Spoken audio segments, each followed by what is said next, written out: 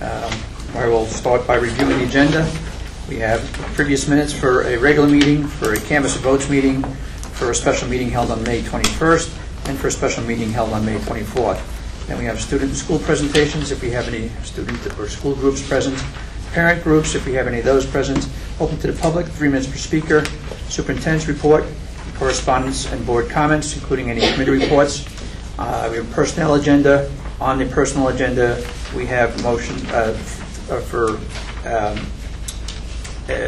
we have items A through K, non-instructional resignations, non-instructional leave of absence, instructional resignations, instructional leaves of absence, appointing a new teacher, non-instructional appointments, new non-instructional appointments, appoint coaches for fall 2012-2013 per BTA contract, non-instructional correction, and instructional salary adjustments.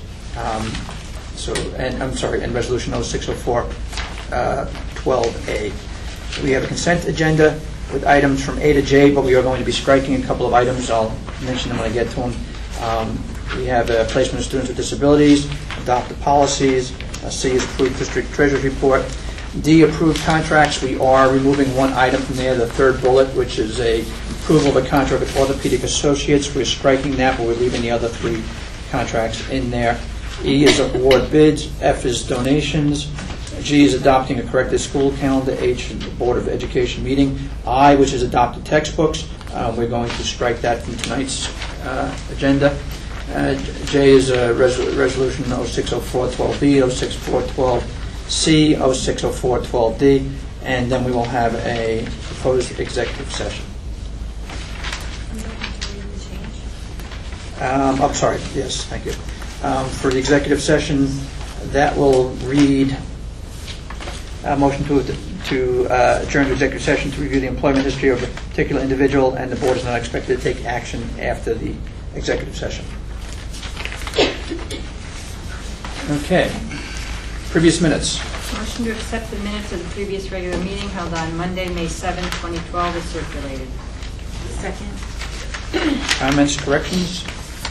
All those in favor? Aye. Opposed? Motion carried. Next motion. Motion to accept the minutes of the previous canvass votes meeting held on Tuesday, May 15, 2012 is circulated. Second. Comments, corrections? All those in favor? Aye. Opposed? Motion carried. Next motion. Motion to accept the minutes of the previous special meeting held on Monday, May 21st, 2012 is circulated. Second. Comments, corrections? All those in favor? Aye. Opposed? Motion carried. Motion to accept the minutes of the previous special meeting held on Thursday, May 24th, 2012 is circulated. Second. Comments, corrections? Just a correction that on the top of the actual minutes, it says that it's a Monday and it was a Thursday, so it's right in our agenda, but it's wrong. Any other comments or corrections? All in favor of the minutes as amended? Aye. Opposed? Motion carried. Do we have any student to school groups? Any parent groups? Okay, open to the public.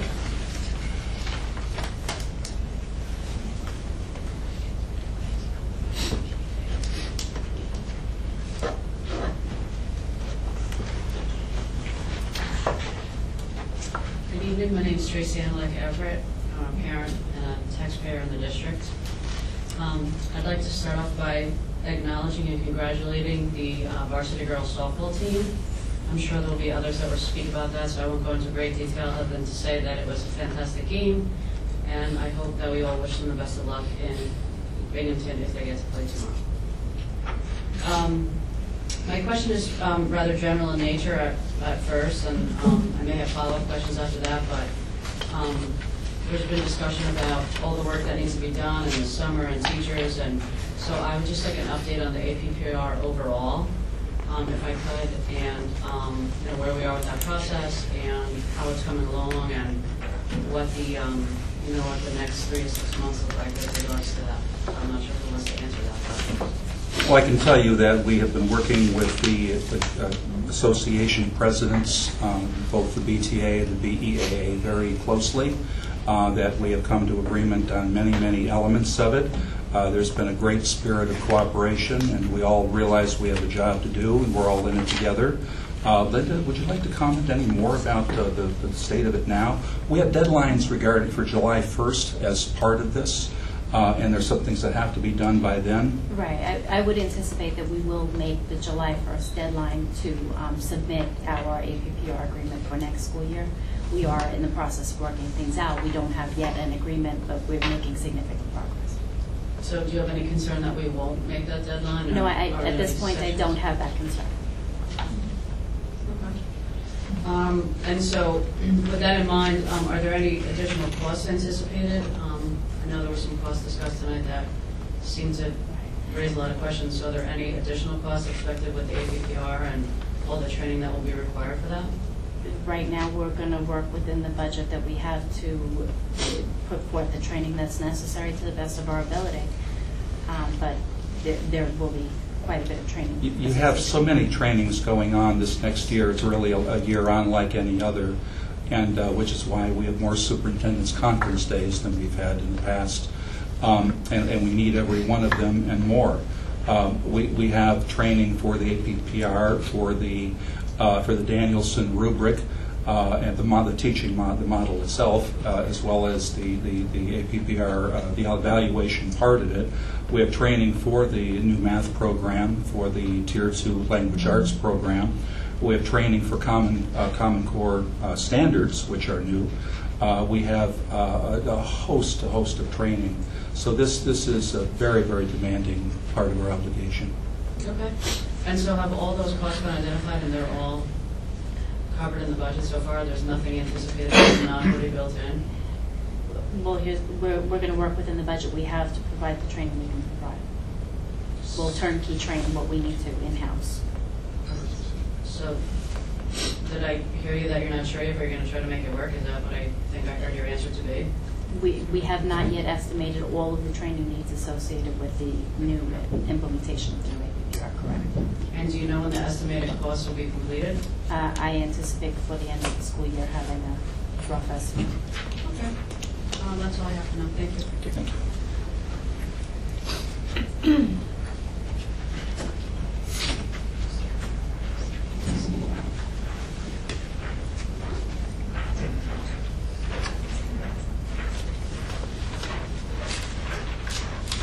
Good evening, folks. How are you? Listen, it's nice to see you smile. Chancellor, taxpayer, there you too, you're smiling. Just a few quick questions, some concerns. We got a text from one of my granddaughters today up here at the high school, and said that there was something different about the internet here at the high school where kids were able to get into the Facebook and a couple other sites. Is that customary for sites like Facebook and YouTube for the kids to be able to access here at the high school?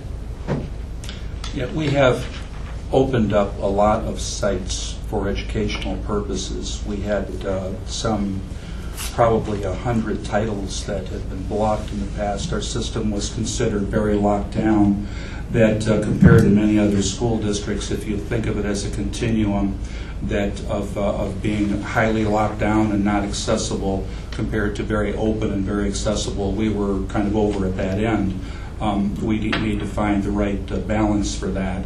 So in opening up a number of sites, we had for about 3 weeks the social media were open as well. We have closed those and blocked those now so that they're not accessible.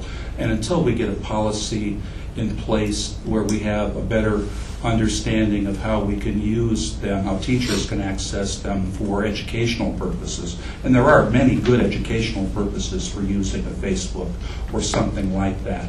But until we have that in place, we will continue to have that blocked, and we will, one of the complications with it is that there are many things that are linked to Facebook, many things you wouldn't associate with a social media may have a link or may have some presence of social media on it. So if a teacher does need to go to an educational site and are having problems with that site, then we may have to individually open that. Okay. I've never seen, and I'm on Facebook, and I've never, ever seen anything really educational on Facebook other than professional associations that are part of your group that you may belong to that share stuff that way. YouTube, perhaps a little bit different because there are educational videos for that. I know that there is, depending upon your network capabilities, that you can have things open for teachers and not have them open. Oh, absolutely, yes. Now, whose decision was this to open this up this way? Was it yours, or were the building administrators involved in that, or? Yes, I worked with the central office administrators and technology department to open up a lot of sites, and I also made the decision to close this one, to close this piece of it.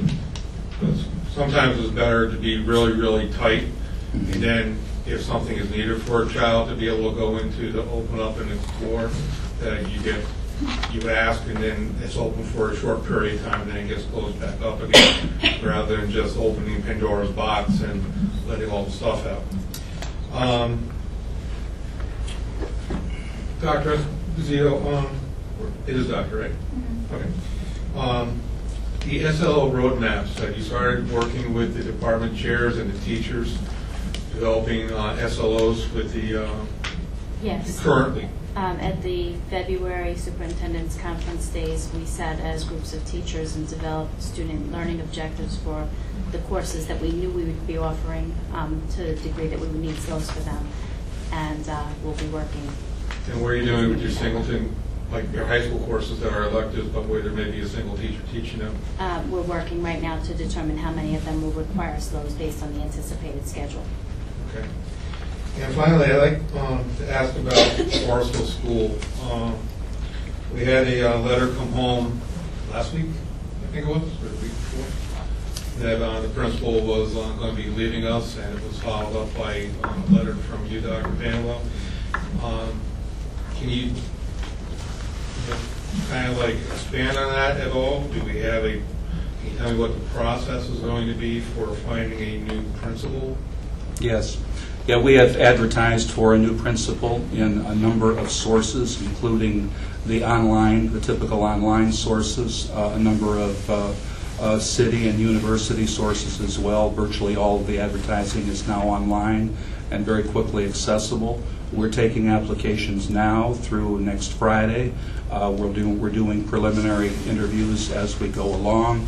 We are assembling a group of teachers, a representative group of teachers, administrators, parents, who will be doing some interviews next week toward the possibility of an appointment before July 1st. Your search committee, I would call the search committee the way you just described it, will they have access to all the resumes and applications that are put forth, or are you kind of like screening things out that people that you may or may not want to be part of the process? We will have screening consisting of 3 individuals, myself, the assistant superintendent, and the president of the BEAA will be consulted in that screening. We will bring that down to a manageable number of people, possibly between 6 and 8 that we will interview with the full representative committee. That is not a selection committee, that is an interviewing committee. And we will then go further with the process, which may involve site visits and more in-depth due diligence on some finalist candidates. Your specific question was, would that larger representative committee have access to all the interviews or all the applicants? No, that would not be the best use of their time. Okay, thank you.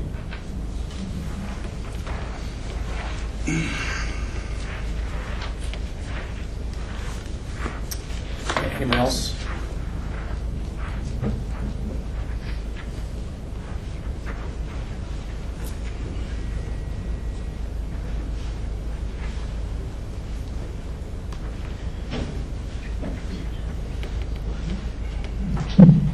Good evening, school board. My name is Barbara McCaskill. I live at 242 Lombard Avenue, and I would just like to make a suggestion now that this is June and school will be out very soon. The suggestion is there any way you can form a meeting with all of your high school students and have a forum, something like you have right here, everybody who's in attendance on the board, and introduce all of the students that anti-bullying law has finally passed and will go into effect July 1st of this year. And because the New York State has passed it, I think it's only fair that the community and all the students, high school and even middle school, should know about that law and what it means to them attending school. And it was passed only because of the children victimizing and humiliating and doing all sorts of things to kids that they like or don't like. But when I read it in the paper, I was saying that took a long time because that bill was presented to Albany back in 2010. So they announced that it's in effect as of July 1st, anti-bullying. Also, this has been a long year for everybody, and I think because there are some things that was passed to help out situation with J.B. Forster School and other elementary school, there are parents who say derogatory things about South Avenue School. But I was just telling them the South Avenue School I remembered 4 or 5 years ago was really a magnet school, and the principal during that particular era did a wonderful job in having that school be rated #2 competition-wise in what it was doing to educate the students in the elementary. I don't know the status now, but I've always had high regards for South Avenue School. But I just heard, negative remarks saying it's not a school they would want their child to go to, blah, blah, blah. I don't know whether you have the teachers being rated on or awarded for their input in educating the children, teaching them science, hands-on, the way they were doing 4 or 5 years ago at South Avenue. But I think they had something really going when they had children to write their own news once a month. So they had to report and do, educational reporting of what was going on in their community. And I haven't checked on that lately, but I think South Avenue School is getting them in just, reputation. I don't see any of the elementary schools should be, talked about in a derogatory way like that. I know we have new principals, new superintendent, new everybody, but Beacon has turned out some very successful elementary children. I don't know if you agree, but I'm applauding them for keeping the kids in the learning position. Also, I'm very pleased to know that there are things happening in Beacon in the community that is going to be helpful to grown-ups, children, and everyone. We now have a police blotter. That was something that was asked for 4 years ago. So now we're moving into a different arena for Beacon, and I would love to see the children more actively involved with the fact that Centennial is coming. I don't know what Beacon has planned to introduce the children to Centennial for next year. They have already trying to put together a forum, not a forum, but an agenda proposition that people can get involved in how to celebrate Beacon's 100th anniversary for 2013. And these are the things I'm looking for the high school to get involved with their high school constituents and history and whatever, because Beacon we'll have a big celebration next year around May 15th. And they want people to do an era that you thought was great in Beacon, maybe from 29, a 10-year period, from 30 to the 40s. I don't know whether they're approaching the school about it, but when I read that at the Veterans Parade, I was, oh wow, that's right, they need people, commitment. And I think all the children should be aware that Beacon is going to have it for for next year, and that they can participate to put on a drama from history. That's all. Have a good year. Could I mention just a couple of things? Thank you, Ms. McCaskill, for your comments. About the bullying law, we certainly will be making sure all students are aware of the law and of our obligations. The real focus on it is prevention. We had someone ask, does this mean there's going to be stiffer penalties or something? Well, no, it doesn't necessarily mean that. It means that there'll be some cases where acts of bullying do fall within the code of conduct. But the real work of that is prevention. It's teaching kids civility and getting along with each other and respecting each other. And that's going to be a major effort in all of our schools, and informing everyone about it. It's an awareness law more than anything else. As far as South Avenue School, we have a lot of people, I think we have people in this room who will tell you they're very happy to be parents of children at South Avenue School. And as I see them there all the time, I know that. And I would just say that anyone has any concerns about South Avenue or any other school, call us up, come in for a day, come in and see for yourself. Don't believe bad things that people say. Come and see for yourself, and I think that you're then in a much better position to form a judgment. And I think that sometimes eyes would be opened about the many, many good things that are going on with kids in our schools. The Centennial, yes, I know that our Mayor Randy is most interested in organizing things with the schools, that he'll be in touch with us, and all of our schools are going to be very, very interested in that. I would consider the Centennial to be a teachable moment for children of any age to learn more about the community and about living history. So thank you so much for your comments. Thank you. Anyone else have any comments? Okay, thank you very much for the comments. Superintendent's report. And thanks to add on that, talking about some of the good things in the schools, this is the season for end-of-the-year events. And they've been wonderful so far, and we have more to go. For those of you who were at the J.V. Forrestal Spring Concert, High School Spring Concert, Millennium School Concert, South Avenue and Sargent Combined Concerts, South Avenue Musical, talk about a wonderful thing at South Avenue, the Kindergarten Musical. And just last, I believe it was Thursday, the all-school art show at DIA was marvelous. That was a terrific exhibition, and I saw a lot of parents there with kids enjoying that. Events, congratulations to Eric Romanino and the coaches and Eric's staff who put on a great athletic awards program last week.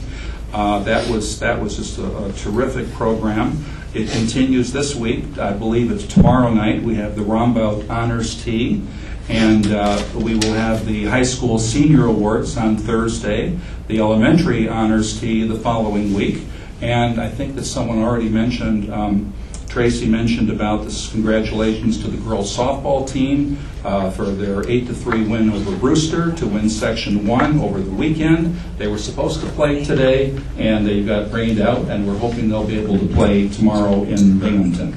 So that's also just all around a lot of nice things. I wanted to say something too about some of you may have read, and we have learned through the media as well as Department of Ed release, that the state of New York has received a waiver for No Child Left Behind. This has great implications. It means that the whole accountability system we've been working under for some 10 years is basically out the window, and that it is being replaced immediately with a system where there will, instead of schools in need of improvement, there will be schools with different ratings based on growth measures that are yet to be determined, although they will be applied to the tests our children have just already taken or will be taken very quickly. And so we will not know the standards, we will not know how that will work exactly until after we're notified sometime we hope during the summer. There are some changes. We know that no longer are set-aside funds required for things like supplemental services or choice transportation. There's a lot that we don't know. We only have the benefit at this point, because this just happened last week, we only have the benefit of the press release level of information, which does not give us the operational information we need, specifically about will we be required to offer a school choice program or will we not. It's not clear right now, and we hope to get answers on that very, very soon. And in the meantime, though, we know that the whole process will be different. And finally, regarding the elementary academic programs, while we have a great support, and I think if I can just speak in general to that, I think board members are all very pleased to see the work that's been done to select these programs. We want to cost out exactly where the funds are coming from for each, and in the meantime, as far as our real purpose of wanting to let teachers know ahead of time, we can still and we will inform teachers about the program. We will give them resources like the access, the links to online resources, so those people who are really wish to get a head start on it will have the chance to do that, and we will be bringing this back. So thank you. That concludes my report. Thank you. Correspondence and board comments. Larry, we'll start with you. Thank you. As it has already been said, the Lady Bulldogs softball team, varsity, is cleaning house, and I'm pleased to say that I've been going to most of the games, most of the home games all season. I'm fortunate enough to have a family member on the team. I'm amazed at how these girls play. I do occasionally watch college softball on TV, and these girls absolutely are up to par with any college team that I've seen. And I just publicly wish them all the luck. And no matter what happens, they are absolute champions in this town. And I'm incredibly proud to be part of this district and watching this team move forward. Not since 1989 has a team done so well. And we've got a lot to be proud of. I happened to be in the district for a meeting early on Friday morning, and I was approached by Dr. Sieverding and Mr. O'Neill and asked to stay for 10 o'clock. And for the first time, I was witness to the Students Against Destructive Decisions drunk driving demonstration out in the parking lot, which has been held the last few years on the day of the senior prom in order to make aware the results of destructive decisions, and it's a good day to do it on. I got to say that it was very shocking to see a mock demonstration of people getting killed from destructive decisions, cars overturned, being pulled apart by jaws of life, blood and guts all over the place. It's, I say it maybe in jest, but it was very dramatic and very visual. And the participation of the Beacon Fire Department, headed by Lou Amoroso Jr., and the Beacon Police Department, and of course, I call him our own Don Williams because he's here at the school so much. I think he belongs to the school district, not to the police department. and of course, the ambulance corps, the Beacon Volunteer Ambulance Corps, the participation was extraordinary. I was here for about 45 minutes, and I watched some extricate kids, or actually they weren't supposedly, they were, I guess they were kids out of the vehicles, and there was a baby involved, and it was amazing. I think it was a great presentation. I hope that if it steers one kid away from doing something destructive, the impact was very, very effective. And on the last note, I'm going to read a little bit of a statement, which I do annually. I used to do it on the day that tenure was granted. A few years ago, I made the decision to do it on the meeting beforehand so as to not detract and take away from the event on the day the tenure was being granted to teachers. So please bear with me for a moment. On the agenda for our next board meeting on June the 18th, there will be a motion to grant tenure to members of our teaching community as well as other staff members in the Beacon City School District.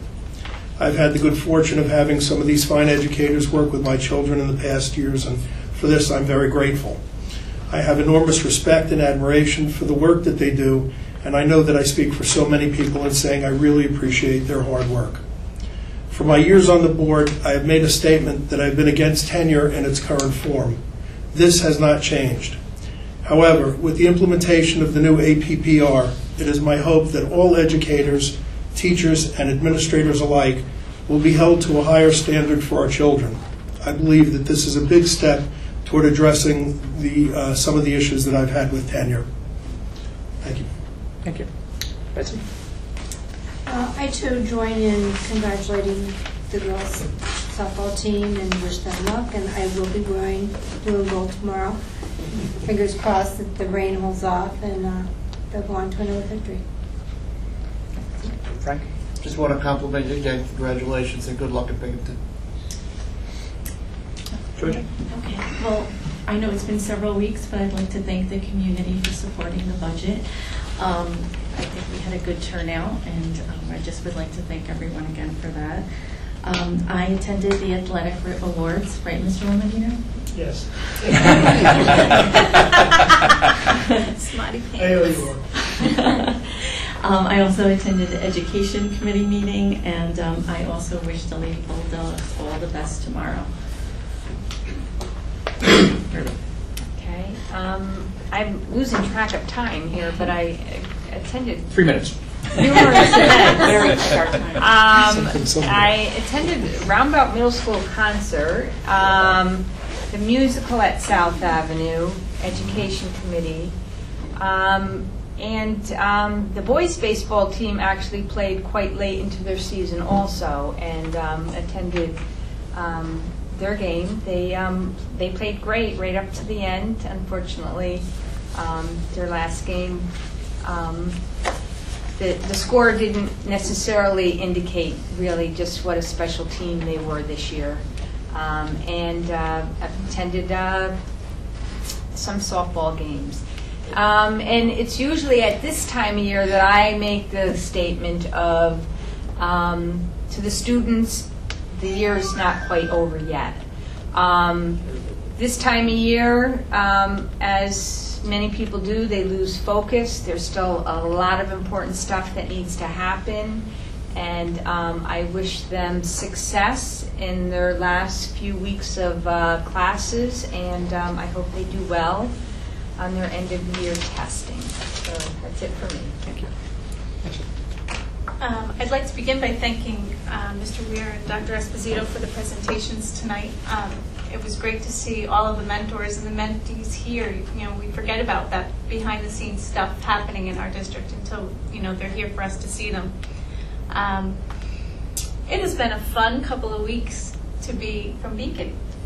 I've been around our children, besides my own, a lot these last couple of weeks. I attended both the Roundabout and the Glenham concert. I attended the poetry tea at Glenham, which has absolutely now become my favorite thing.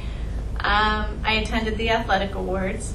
I had the absolute privilege to go on the 4th grade field trip aboard the Mystic Whaler with the 4th graders, which I did 4 years ago. But the new piece of that puzzle, that's just an amazing trip. Who wouldn't want to spend the afternoon on a sailboat out on the Hudson? But then on Friday afternoon, a slip came home in my 4th grader's backpack that said part of the program included the Mystic Whaler being open for families to come and see on Friday afternoon between, 4:30 to 7. So on Fridays, I have my 3-year-old nephew come, and we took him to see the Mystic Whaler. So what a great opportunity for an excited 4th grader who's come home to say, I went on this trip and I saw this great ship, and then to bring their family back to see it. So that was a great joy last week.